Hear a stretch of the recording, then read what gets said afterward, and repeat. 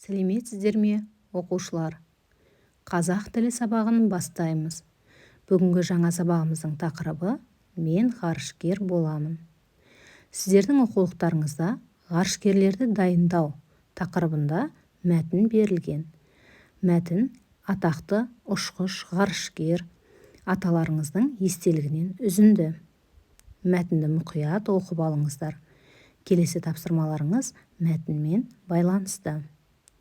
Үшінші тапсырмада оқушы мен ғарышкер арасындағы сұхбат жазыңыздар.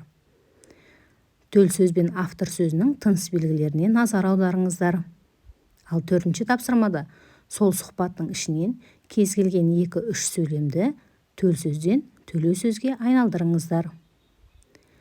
Төл сөздің баяндаушы есім сөздерден немесе тұйық етістіктен болса, төлеу сөзде ол сөзге екенін деген көмекші етістік жалғасып айтылады. Мысалы, сенің есімің кім деп сұрады ол оң жағында тұрған қызыл көйлекті баладан. Ол оң жағында тұрған қызыл көйлекті баладан есімінің кім екенін сұрады.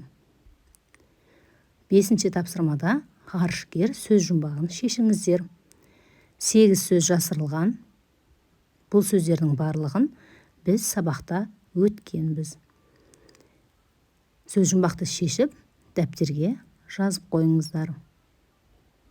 Оқу тапсырмасы қазақ батыры ғарышкер Айдын Айымбетов туралы мәлімет жинап, мақала немесе өлең жазыңыздар. Осымен бүгінгі сабақ аяқталды. Сау болыңыздар.